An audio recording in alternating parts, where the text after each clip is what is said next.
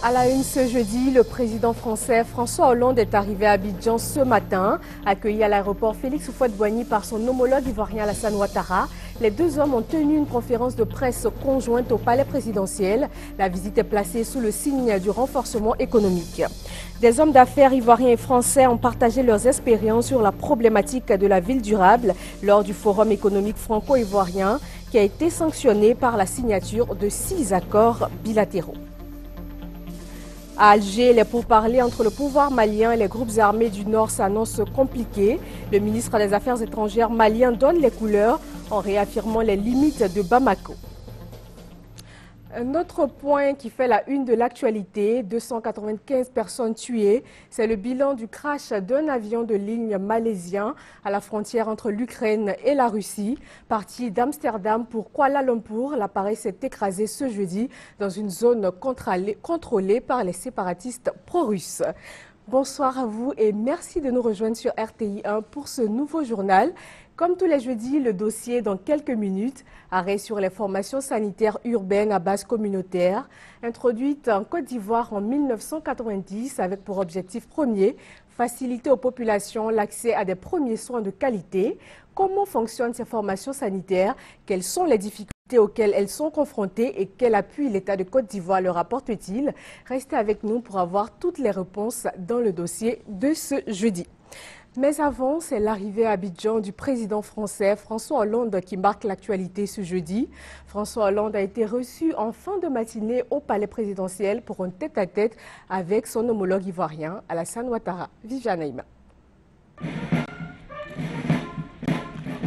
Honneur militaire exécuté pour le président français François Hollande dans la cour du palais présidentiel sous l'œil attentif du président de la République Alassane Ouattara. Conduit au salon, le chef de l'État français et son hôte, le président ivoirien, ont eu d'abord un entretien ouvert à leurs deux délégations. On sait que pour cette visite officielle, la délégation qui accompagne le président François Hollande comprend deux anciens premiers ministres français, les premiers ministres Michel Rocard et Laurent Fabius, par ailleurs actuel ministre français des Affaires étrangères. Elle comprend également une cinquantaine de patrons d'entreprises français. Ce premier entretien ouvert a été suivi d'un long tête-à-tête entre les deux présidents.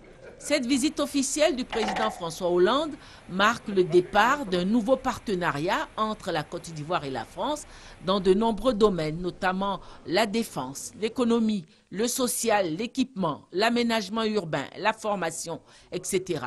Plusieurs domaines de coopération ont été dégagés au cours du Forum économique Côte d'Ivoire-France qui s'est déroulé ce jeudi même à la salle de conférence du CRAE-UEMOA sur le thème « Ville durable ». Les recommandations de ce forum économique ont été présentées aux deux chefs d'État au palais présidentiel par les présidents du MEDEF, le patronat français, et de la CGC, le patronat ivoirien. Suivi par la signature de 6 accords bilatéraux, au nombre desquels un protocole financier entre la Côte d'Ivoire et la France pour un montant de 34 milliards de francs pour l'approvisionnement en eau potable de la région de Gagnoa. Un autre d'un montant de 8 milliards pour l'équipement des hôpitaux de Côte d'Ivoire ainsi qu'un protocole financier portant sur 8 milliards pour la construction d'ouvrages d'art. Le président de la République Alassane Ouattara a remercié la France pour son soutien à la Côte d'Ivoire pendant la dernière crise qu'elle a connue. Il a félicité l'excellence de la coopération bilatérale entre les deux pays sur tous les plans. Les liens qui nous unissent sont anciens et sont des liens de confiance, également de soutien réciproque. Mais la France a apporté un fort soutien à la Côte d'Ivoire, notamment ces dernières années, à l'occasion des difficultés que mon pays a traversées. Je voudrais donc vous dire un grand merci au nom des membres du gouvernement, du patronat, de tous mes compatriotes, de tous mes concitoyens. Et je voudrais aussi me féliciter de la place des entreprises françaises en Côte d'Ivoire. Selon notre recensement, nous avons 800 entreprises actuellement dans notre pays qui emploient 110 000 personnes et qui nous procurent quasiment la moitié des recettes fiscales. C'est dire à quel point la France, le président français, le gouvernement français, les opérateurs français sont importants pour nous. Et je voudrais aussi vous dire, Monsieur le Président, combien nous sommes reconnaissants de l'appui de la France, ce que nous avons pu obtenir, l'allègement de la dette dans le cadre du programme Pays pauvres très endettés, et notamment l'annulation sèche que nous avons obtenue et la mise en place du contrat désendettement-développement qui permet le financement de nombre de projets dans les secteurs de l'eau, des infrastructures, de la santé, et on voit aujourd'hui à nouveau dans d'autres secteurs comme le secteur de la justice. Le président français a lui aussi félicité le président de la République, Alassane Ouattara, qui a su, a-t-il dit, relever en 3 ans d'exercice du pouvoir les défis de la sécurité, de la reprise économique de la Côte d'Ivoire et de la réconciliation nationale. La France, a-t-il insisté, veut prendre sa part dans la marche à l'émergence de la Côte d'Ivoire. Il a en outre rendu hommage au président de la République pour son action à la tête de la CEDEAO. Je veux saluer ce qui a été votre responsabilité lorsque vous étiez président de la CEDEAO, c'est-à-dire la grande organisation africaine de l'Ouest. Et c'était au moment où le Mali faisait face à cette agression terroriste et où la France devait prendre une décision. Cette décision, je l'ai prise. Mais elle n'a été possible que parce que la CEDEAO, avec le Mali, ont fait appel à la France, avec le soutien des Nations Unies. Et si vous n'aviez pas été là pour fédérer les pays concernés et pour, non pas les convaincre, ils l'étaient déjà, mais pour les mobiliser dans cette opération, nous n'aurions pas réussi. La Côte d'Ivoire, sous votre autorité, a profondément changé. Et elle a relevé avec succès les 3 défis qu'elle avait en face d'elle.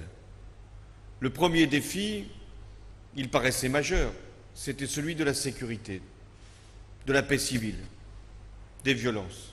Deuxième défi, qui est celui de l'économie. Il y avait une profonde récession en Côte d'Ivoire en 2011. Comment aurait-il pu être possible d'imaginer une économie prospère dans un pays qui était en proie aux violences? Mais depuis 2012, il y a une croissance forte en Côte d'Ivoire de l'ordre de 9% par an, et avec donc de nombreux projets qui ont pu trouver leur aboutissement et des progrès qui ont pu être accomplis pour la vie des Ivoiriens, notamment sur le plan de leur salaire, de leur niveau de vie, de leur bien-être, même s'il y a encore beaucoup à faire. Et la France, elle veut prendre sa part. Et c'est pourquoi je suis heureux d'avoir pu être accompagné par près de 50 chefs d'entreprise, les plus grandes, mais aussi des entreprises moyennes, des entreprises de taille plus modeste, qui sont toutes convaincues que si nous savons choisir les bonnes stratégies, nous pouvons à ce moment-là réussir ensemble. Troisième défi, qui était sans doute le plus délicat, le plus difficile, le plus complexe, le plus douloureux, c'est celui de la réconciliation. Et là encore, je salue les progrès qui ont été effectués dans le dialogue, compris dans des choix qui ne sont jamais faciles, de libération des prisonniers, de liberté d'expression, et surtout de confirmation que c'était la justice qui devait passer. Parce que quand il se produit des exactions, où que ce soit, les responsables doivent être traduits devant les tribunaux et l'impunité ne doit pas être tolérée. Après le palais présidentiel, le président François Hollande devait se rendre à l'hôtel du district d'Abidjan pour la cérémonie de remise officielle des clés de la ville. À son arrivée donc en terre ivoirienne, le président français François Hollande a reçu symboliquement les clés d'Abidjan, la capitale économique ivoirienne. Il a été fait citoyen d'honneur et élevé au rang de chef traditionnel ébrié. Michel Digré. C'est la première fois dans l'histoire du district qu'un président français en exercice reçoit les clés de la ville d'Abidjan. L'heureux élu est François Hollande, désormais citoyen d'honneur d'Abidjan et chef traditionnel ébrié. Je vous apporte, en vous priant de bien vouloir l'accepter, la clé symbolique de notre ville dont les portes vous sont ouvertes comme le cœur de chaque Abidjanaise et de chaque Abidjanais. À la clé de notre ville est joint le parchemin du citoyen d'honneur du district d'Abidjan pour attester de votre statut d'Abidjanais privilégié. Un pagne traditionnel, une couronne, un bracelet, un chasse-mouche, une chaîne, une canne et un nouveau nom, Srololo Mobioake. Avec tous les attributs dus à son rang, le président Hollande essaie déjà de s'accoutumer à son nom ébrié dans la langue de Molière. Soroko Mayo Aki, et me voilà chef traditionnel. Désormais, les pieds ancrés dans la tradition ivoirienne, c'est la symbolique de la libation qui aura retenu l'attention du président français. J'ai bien vu qu'il avait versé de l'eau. Je ne sais quel effet elle aura. Mais c'était le plus beau geste qui puisse être fait que de former des vœux pour que le président Alassane Ouattara et moi-même, nous puissions continuer à travailler ensemble pour l'amitié entre la France et la Côte d'Ivoire. Pour démontrer son adhésion à la communauté abidjanaise, le président François Hollande a pris un bain de foule en compagnie du ministre d'État Ahmed Bakayoko qui représentait le président ivoirien à cette cérémonie. Pour cette visite historique, le président français François Hollande a également pour objectif de booster le retour du pays à la stabilité. Il a d'ailleurs rencontré cet après-midi les partis politiques ivoiriens. Ils ont entre autres parlé des élections présidentielles de 2015. Alexis Ouedraogo. Une autre rencontre inscrite à l'agenda du chef de l'État français en visite en Côte d'Ivoire, celle avec les partis de l'opposition. Dès 16 h déjà, FPI, RPP, UDC et leaders sont dans la queue devant la résidence de l'ambassade de France. Un huis clos de 3 heures d'horloge qui aura permis aux membres de l'opposition de faire l'état des lieux de leur réalité et attente à François Hollande. On a conclu en se disant qu'il va falloir qu'on se batte tous, autant que nous sommes, pour que la démocratie soit renforcée et que nous évitions le passé douloureux que nous avons vécu. Nous avons souhaité que la France apporte son concours à l'avancée des discussions entre le pouvoir et l'opposition sur des questions critiques. La CEI par exemple, on en a parlé. Les prisonniers, les exilés, les biens séquestrés. Il n'y a pas eu de sujet tabou. Le président du FPI, Afin Guessan, dernier reçu en tête-à-tête, a indiqué la nécessité aujourd'hui pour son parti de se présenter aux élections 2015. Étant donné la situation que le Front populaire ivoirien a vécue en 2011, son avenir est en jeu à travers le combat qu'il mène. S'il ne réussit pas, il peut reculer. Même s'il ne disparaît pas, mais il peut reculer gravement. Donc nous devons tout faire pour réussir. Et le chef de l'État français n'a fait que nous rappeler cette réalité politique. Tous les membres de l'opposition ont à l'unanimité estimé la nécessité d'élections claires et transparentes pour 2015. Pour ces 48 heures, le président François Hollande est arrivé à Abidjan à la tête d'une forte délégation d'hommes d'affaires, une cinquantaine. Ces patrons français ont eu une rencontre avec les membres du gouvernement ivoirien. Les préoccupations des entreprises françaises présentes en Côte d'Ivoire et celles désireuses de s'y installer ont été au centre des échanges. Sylvie Touré. D'un côté, des membres du gouvernement ivoirien accompagnés des représentants des secteurs privés et bancaires, de l'autre, des patrons français, membres de la délégation du président François Hollande.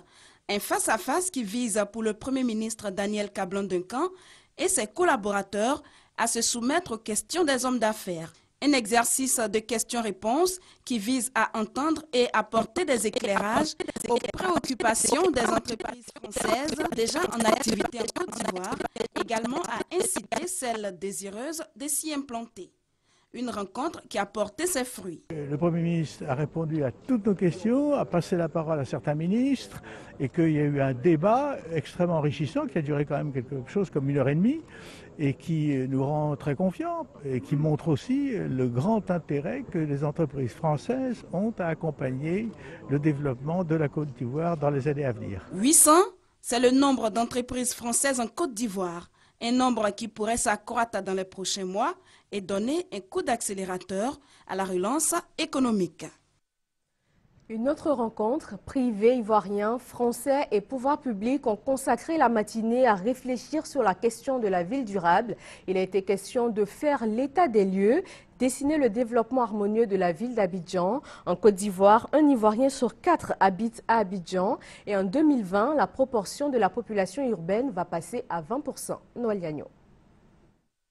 Penser la ville, voilà la problématique du forum économique franco-ivoirien de ce jeudi 17 juillet à la faveur de la présence du président français François Hollande en Côte d'Ivoire.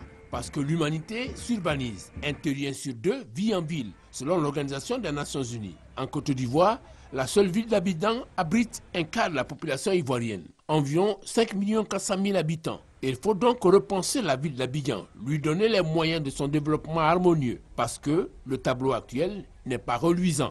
La pression démographique sur les grandes villes, et notamment sur Abidjan, a engendré la prolifération des quartiers précaires avec tout ce que cela constitue comme anarchie et menace pour les personnes. Une prolifération des déchets ménagers, des embouteillages, la pollution sonore et atmosphérique, bref, une inadéquation des offres, des services et des infrastructures par rapport aux besoins des populations. Les actualités météorologiques de ces derniers moments sont venues brutalement nous rappeler l'acuité et l'urgence de la situation. Comment redonner à Abidjan son lustre d'antan, avec son cadre de vie agréable, tout en maintenant une intense activité économique. Bref, en faire une ville durable. Mobiliser des ressources, les intelligences, les analyser, prendre en compte les exemples de réussite. Nos concitoyens, nous-mêmes d'ailleurs, nous vivons dans nos villes, elles doivent être accueillantes, elles doivent nous permettre d'y trouver du travail, des conditions de vie agréables, envie d'y vivre. Une matinée a été consacrée à cet exercice, avec une feuille de route déclinée par Charles Kofi Dibi, ministre d'État, ministre des Affaires étrangères, au nom du Premier ministre. La réflexion de ce forum aboutit à la mise en place d'outils techniques et financiers pertinents pour la construction de la ville durable. Ce forum devra contribuer aux réflexions visant à améliorer le bien-être de la population ivoirienne et à rehausser les capacités des acteurs privés nationaux par l'appropriation de l'expérience des acteurs français en matière de ville durable. C'est la mise en cohérence de cette feuille de route avec les recommandations et les ressources conséquentes mobilisées qui permettront à Abidjan d'être le véritable moteur de l'émergence de la Côte d'Ivoire, surtout qu'en 2020, Abidjan abritera 20% de la population ivoirienne.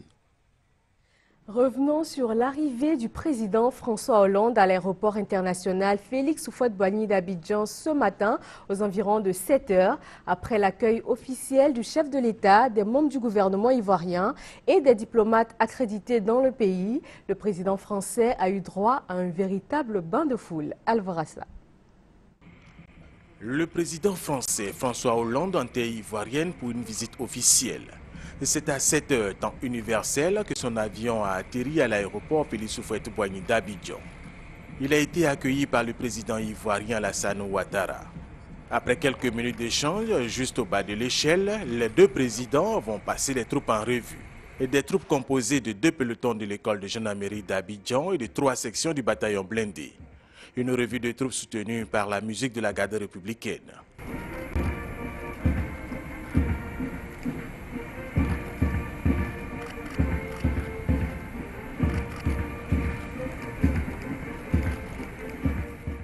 Les deux présidents vont ensuite saluer les présidents des institutions ivoiriennes, entre autres l'Assemblée nationale, la Cour suprême, la Grande Chancellerie, les membres du gouvernement au grand complet avec à leur tête le Premier ministre Daniel Kablan-Duncan.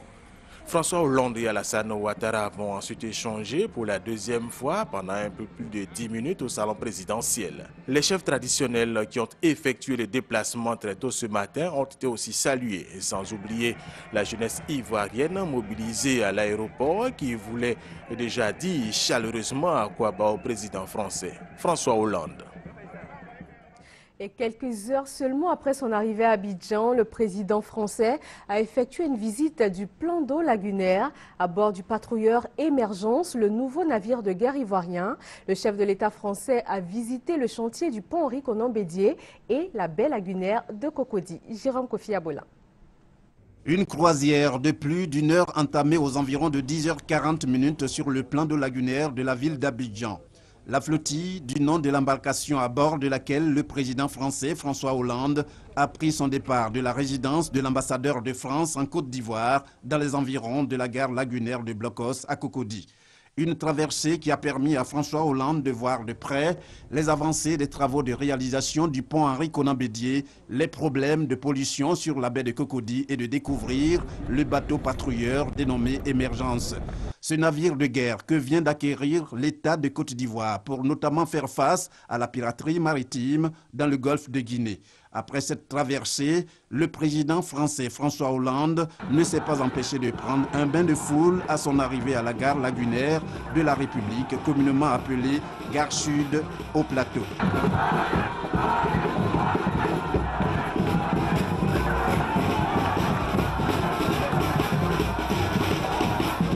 Cela avant de prendre la direction du palais présidentiel pour des échanges avec son homologue ivoirien, le président Alassane Ouattara. 20h22, c'est l'heure du dossier du jeudi.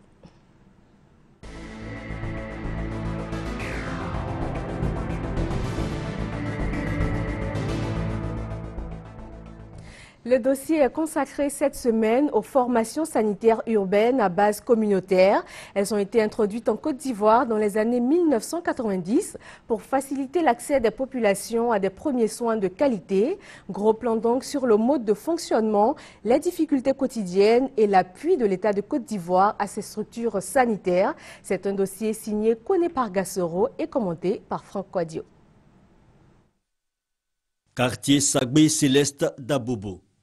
Ici vit Odile, mère d'une jeune fille de 17 ans, Fanta, malade. Odile décide de la conduire dans le centre sanitaire urbain à base communautaire du quartier. Une fois à l'intérieur du centre, sa fille est rapidement reçue par un médecin. Odile est membre du conseil d'administration de cette formation sanitaire, d'où la rapidité avec laquelle sa fille est prise en charge. Je suis proche de l'hôpital. Et puis, à SC4 aussi, quand je viens dans l'hôpital ici, les prix qu'on me donne, la carte permet qu'on diminue. Comme Odile, Mohamed, père du petit Haroud, 3 mois, malade lui aussi, dit fréquenter les formations sanitaires urbaines à base communautaire. Nous avons un privilège, c'est-à-dire que nous avons une carte qui coûte seulement que 2000, mais qui me couvre, moi, madame et mes enfants. Pour Dr Koulibaly Brahima, médecin généraliste à la formation sanitaire urbaine à base communautaire de Sagbé, ce centre est beaucoup fréquenté par les habitants du quartier. On peut recevoir jusqu'à plus de 80 malades par jour, sans compter le garde. Si on met le garde, ça peut aller jusqu'à 100 malades par jour.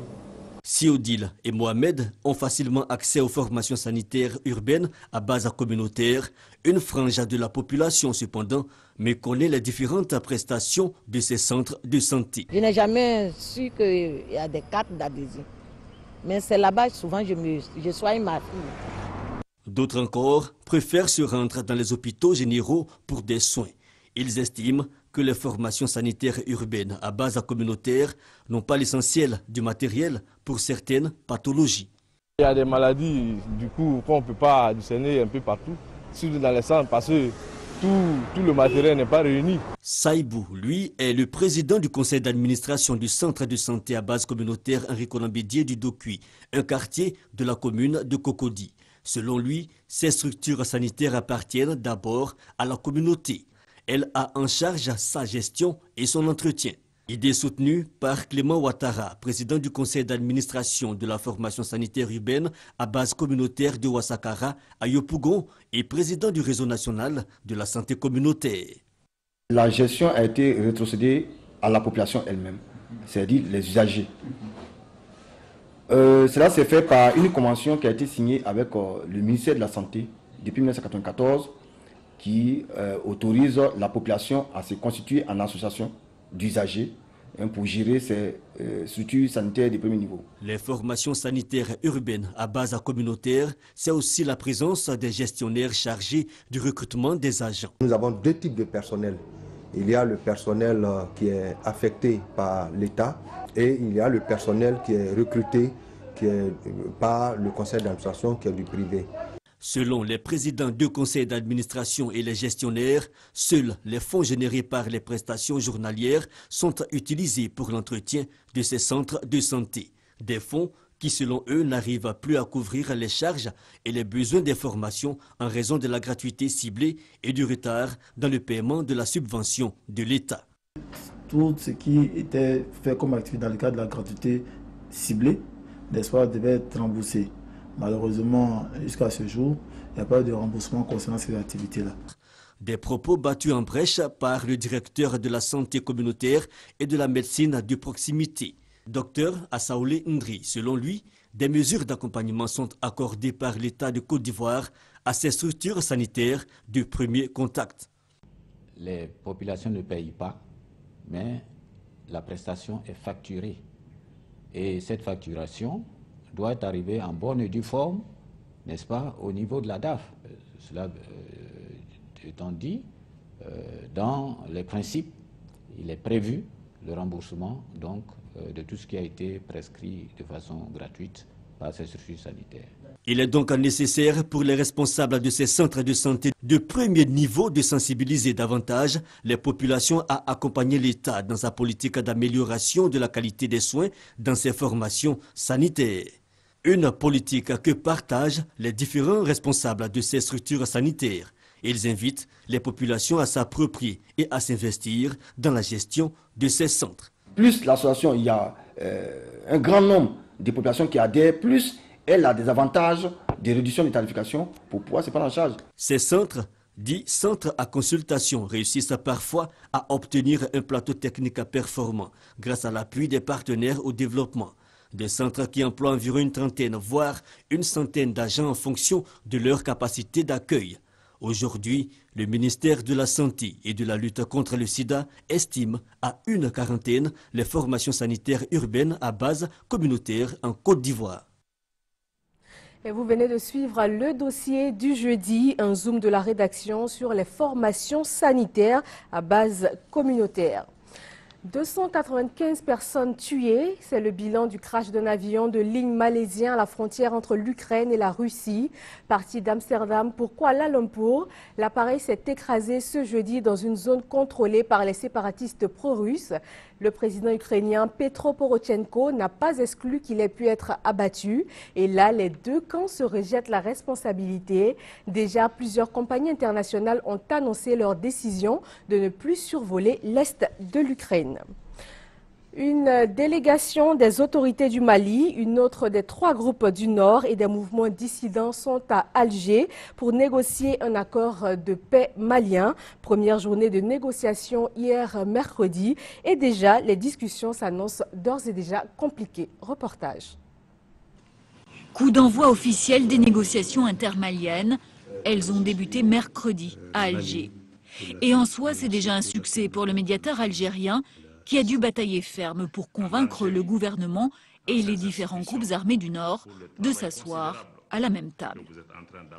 Que nous nous réjouissons de tout ce qui a été réalisé, mais c'est aussi le point d'un nouveau départ. Et le nouveau départ postule qu'il y ait une mentalité ouverte de la part de tous les protagonistes. Mais ce nouveau départ, il s'annonce compliqué, d'autant que parmi les 6 groupes rebelles, tous ne parlent pas de la même voix, loin s'en faut. Dès le départ, on assiste au premier tiraillement. Certains remettent en cause la légitimité des autres groupes et refusent plusieurs heures durant de s'asseoir dans la même pièce. D'autres, comme le MNLA, estiment que ces négociations vont trop vite. Nous, on est venu pour un premier contact avec le Mali et puis faire une feuille de route avec le Mali et poser les questions de comment, quand de pourparler et savoir être d'accord sur un médiateur. Et voilà. Pourtant, côté gouvernement, on se dit prêt à aller loin dans les discussions, tant qu'on ne touche pas à l'unité du Mali. Nous sommes là pour rechercher ensemble les solutions qui répondent aux défis des Maliennes et des Maliens, en particulier les Maliens qui vivent dans les régions septentrionales du pays.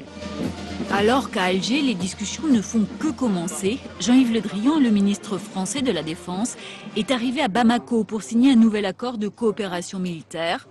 L'objectif est le même, la paix et la sécurité au Mali.